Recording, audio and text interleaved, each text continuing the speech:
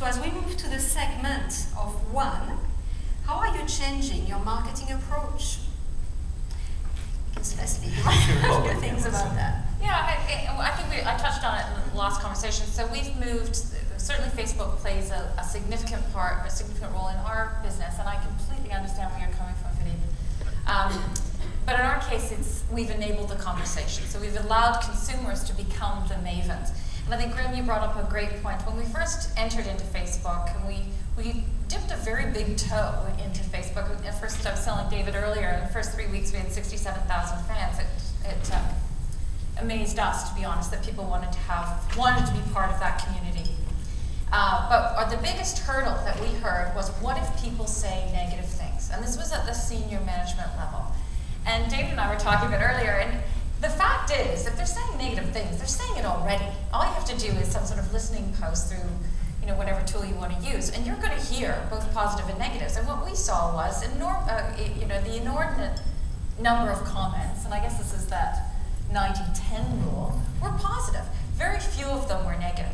And now what we found online, again, David and I talked about this, is when we see negative posts, and we do in Facebook, and some of them are related to customer service, quite rightly. Some of them might be someone who is opposed to the fact that we carry fur in our stores or something like that. Some of them have to be carried offline and will be handled by our customer service department. They will notify them. We'll contact you individually and have that discussion.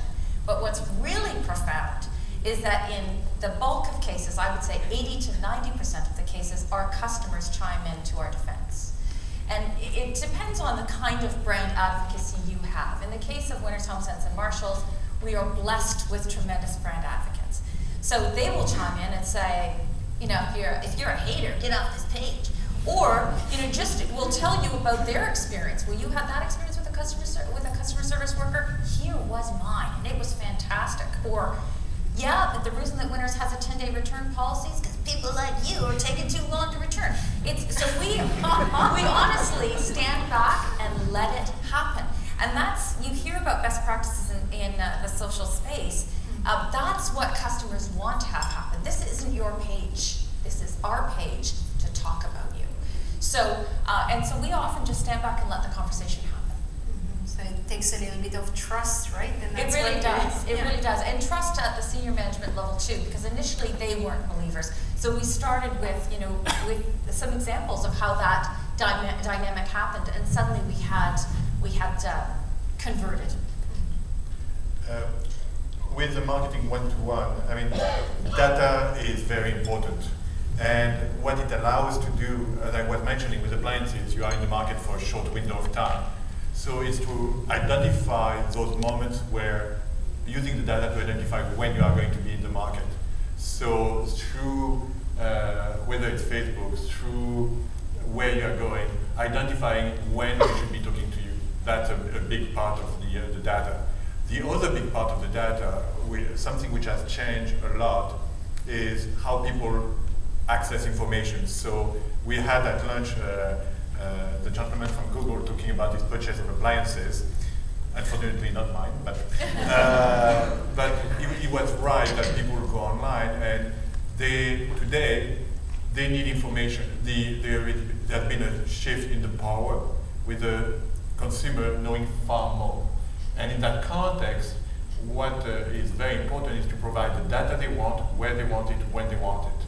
And it can be on the phone, it can be through QR codes, it can be online, whatever are the tools, and there is a multiplication of those tools, and it becomes harder and harder to know where to go. And because you can't develop platform for Google, Android, for your Apple, for your BlackBerry, you have to make choices because you can't be on all the platforms, and it becomes very complicated. For a couple of years there, database marketing wasn't cool anymore. It was gamification, it was social media and such, and I think it's really made a resurgence. And we've got a couple of clients, Mountain Equipment Co-op and Lee Valley Tools, that, I don't know, how many people here know Lee Valley? Oh wow, okay. Well, you're marketers, you should. But everyone shopping there is a member or customer, so they have a wealth of data. But I would say neither of them are truly marketing or selling one-to-one.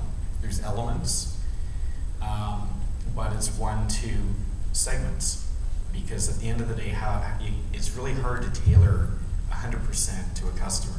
But I think if we keep moving in the direction of refining that and getting to one to several, we're way ahead of where we were before. And I think we're back on that path again. But if the customer feels it's one-to-one. I agree, yeah. And that's where you work your magic. Yeah, that's what I said, the magic of the agency is coming here. Okay. And it's being able to offer those incentives at the right time. I'm sure you feel this, it's got to be at the right time. Yeah, and what is interesting is we can be very creative. I mean, coupons online is coming, but the difficulty afterwards is the system and working with retailers to be able to execute. Because the implication in terms of fraud, in terms of being able to process those coupons or those specific offers when you work with third party is pretty complicated. And Google is coming with coupons also.